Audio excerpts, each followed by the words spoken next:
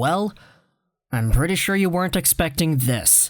This is a Call of Duty gameplay commentary, but before you click off of this video, let me tell you that the story that I'm going to tell is quite impactful, and I would really appreciate it if you actually stuck around and listened to what I had to say in this one, especially if you are a content creator or looking towards the realm of creating content, because in this video I'm going to touch on three things: philosophy, adversity, and some advice when it comes to being in my position where I have to sit down, create YouTube videos every day, and pretty much do that as my full-time job, quote-unquote.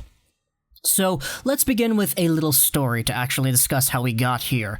I'm at the BCIT Radio Arts and Entertainment program from 2018 up until 2020. This is supposed to be my graduating year, and this is my last semester that I'm currently in right now. Also, excuse the gameplay, I recently started playing Call of Duty again for the first time in 5 years, and I'm very, very rusty, so I apologize if things aren't up to the standards that you would probably expect. But the BCIT Radio Arts and Entertainment program works in a specific way where if you are able to get yourself a quote-unquote real media job, you can use that as your last semester's worth of education and not have to go to school and attend classes. This means that if you're going to find yourself in a real radio institute, in a real-life job, you can be excused from doing the last semester's worth of showing up to class. You just have to do some stuff from online, and you can graduate that way. Well, I'm in a position where my YouTube channel makes enough money and it has enough clout to actually have been considered as a quote-unquote real media job, and look at me as I fall to my death accidentally. This means that for the past semester, I actually haven't been going to school. I've been sitting at home, making videos every day because that has been approved as my education. But it's all on the clause of me making a certain amount of money, maintaining a certain amount of views, and actually being successful at the standard that was set out for me once I signed the contract and was given the okay to leave. So this kind of put me in a weird position because now, for the past semester of doing YouTube videos, this has legitimately been somewhat of a requirement in my life. It has been a job more than it has ever been before, mostly because the circumstances of me at school depict me needing to actually do well on this platform in order to actually be allowed to continue. So, as a result, I kind of let it get to me a little bit. I kind of let the money, the numbers, the views, and all that stuff kind of depict what it was that I wanted to do on this platform. Ever since January, there was a little bit of a kick to me mentally saying, okay, now that we're doing co-op as a YouTube channel, I need to start getting more views. I need to start getting more subscribers. I need to start getting more money, because that's what I was supposed to do when I was leaving my program and coming back home to make YouTube videos full-time. And because I'm mostly in the hockey commentary side of things, I have my peers, I have the other guys who also make hockey commentary videos that I am very close with and that I admire dearly. Guys like Gravite, guys like Nyquist, guys like Rob Talks Hockey. And what I would do is I would sit down and I would look at these guys and say, darn, Nyquist and Rob, these guys are getting quintuple digits on every single upload. Oh, Nyquist has 30,000 subscribers and the guy is getting like 40, 50 plus views every single video. 40, 50 plus, 1,000, not 40, 50 by itself. Rob Talks Hockey is a guy who grew tremendously. He's at 10,000 subscribers, but all his videos get upwards of 50,000 views. That was something that I looked at and I said, darn, if I could get that same amount of output on my videos, then I would be golden. I would be making money and I would be fulfilling my graduation requirements. And because of that, I started making my content in a way that wasn't really familiar to me. I tried making videos that I would be making just for the sake of getting views.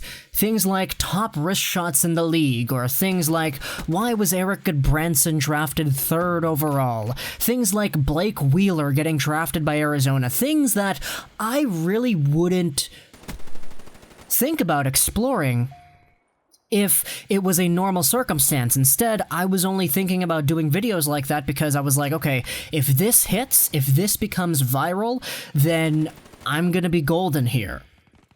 And that's something that really weighed on me heavily because those videos were a huge aberration from the videos that I would normally post, which is traditional commentary, topic, sit down, let's get into a topic kind of videos.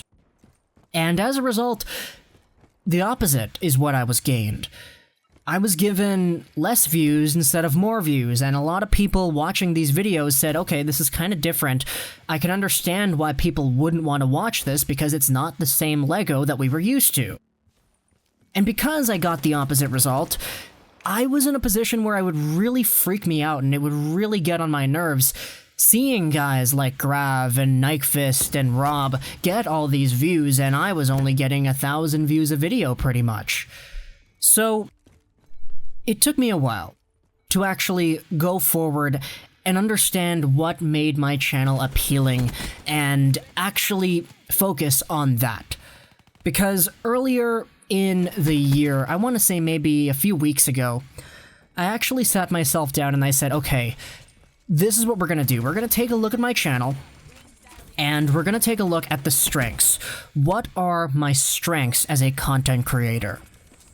And upon listening to myself and thinking about my channel, I came to the conclusion that my strengths as a gameplay commentator boiled down to 3 things. First off, my thumbnail game.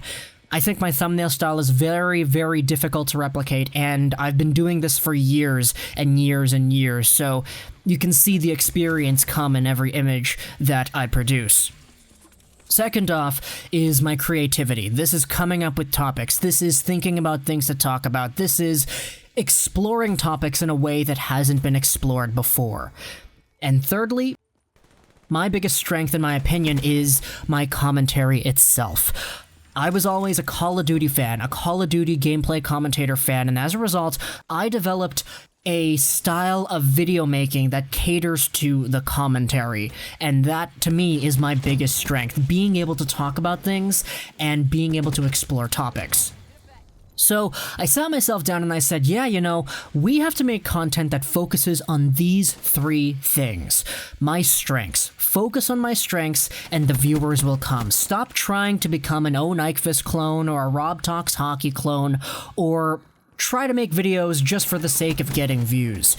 Make videos that you know you can excel at, because those are the kinds of videos that people will be gravitated towards. And for the most part, that's what's been happening. I've been exploring topics that have been very creative. Topics that I know nobody else in my community would actually think about talking about. You think people are talking about how Pettersson was first on the Rangers and the Red Wings draft boards? No, nobody's talking about that. But I'm talking about that, and I'm doing that very, very deeply, and to an ability that I think is very, very appealing to the audience. So that's probably the biggest piece of advice that I can give to anybody who wants to be a creator on this platform. Don't try to do what everybody else is doing. Don't try to do things for the sake of getting views. Don't try to do things with the intention of becoming big. Take a look at yourself. Take a look at what your strengths are. Take a look at what it is that you find very, very interesting and just go at it. This Pettersson, Rangers, Red Wings thing is extraordinarily interesting to me. And because it's really interesting to me, there was no doubt in my mind that there were other people that would also find it interesting too, and that's why I believe it popped off the way it did. Lafreniere not talking to any other Montreal Canadiens people when he was talking to 20 other NHL teams, that was interesting to me, and it was interesting enough to 10,000 other people as well. So if you're a creator, sit down with yourself, think about your strengths, and make content that caters towards that strength. You don't have to be like everybody else, because Sure, it looks great when you see your friends getting 10s and 20s and 30,000 views on every video, but if you try to replicate that and it's just not you, it's not gonna work. So now I'm in a position where making YouTube videos has been so fun over the past few weeks, and I'm fulfilling my quota that I have for school more than I was beforehand. And it's gotten so much better since the quarantine because it's been forcing me to have a schedule. And honestly, it's been such a big blessing for me to be able to reflect upon my YouTube channel and actually take a look at what makes me successful and why it works for me. So that's my 2 cents on making YouTube videos. Hope you enjoyed the Call of Duty commentary. Such as that legorocks99. This was actually a very bad gameplay. I know that. Don't worry. And don't worry, we have ourselves some more Canucks content coming later today. I just thought I would get this out here because it's very important to me. And with that, I'll leave you with the scorecard, and bye.